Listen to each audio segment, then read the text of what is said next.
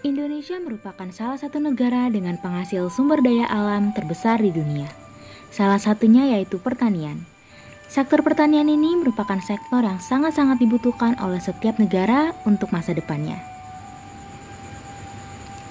Indonesia merupakan negara ketiga dengan penghasil beras paling banyak di dunia.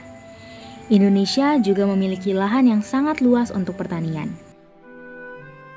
Indonesia mencapai swasembada pangan pada tahun 1984 dengan mengalami surplus 2 juta ton beras, sehingga dapat membantu negara-negara yang mengalami masalah pangan.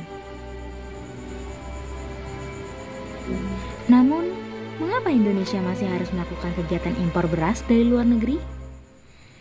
Menurut Direktur Utama PT Pertani Febrianto, ada beberapa alasan mengapa negara masih mengimpor beras dari luar negeri.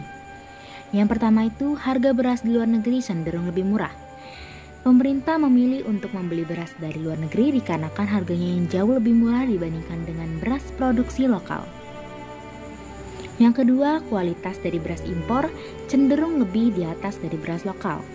Karena proses panen yang digunakan dari gabah menjadi padi menggunakan cara yang lebih modern, padi yang dihasilkan oleh negara luar negeri pun dapat bertahan lebih lama. Yang ketiga, pemerintah sedang memperbaiki sistem logistik di Indonesia.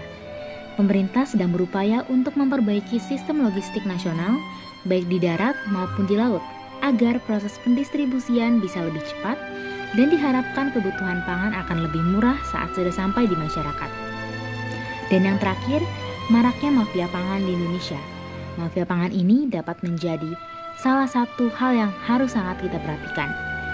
Mafia pangan di Indonesia cukup banyak. Mereka membeli produk ke PT Pertani dan perum bulog dengan volume yang besar yang mengakibatkan mereka dapat mengendalikan pasar. Lalu, bagaimana kita menyikapi hal-hal tersebut? Apa yang harus kita lakukan sebagai masyarakat dan apa yang harus dilakukan oleh pemerintah untuk sektor pertanian ini? Pemerintah harus lebih memberikan perhatian khusus kepada bidang pertanian dari hilir sampai hulunya, baik pengembangan SDM, kesiapan pupuk, dan alat bantu lainnya yang menyangkut pertanian. Pemerintah juga harus memikirkan tentang pengaturan harga yang selayaknya agar dapat dijangkau oleh masyarakat. Begitu juga untuk kesejahteraan para petani, serta mengatur dan membenahi pendistribusian yang merata dan proporsional ke seluruh Indonesia, sehingga tata kelola beras dapat berjalan dengan baik. Untuk mengantisipasi terjadinya hal-hal yang dapat berdampak negatif pada ketersediaan beras, maka perlunya dibentuk tim yang independen, baik dari unsur aparat pemerintahan, pihak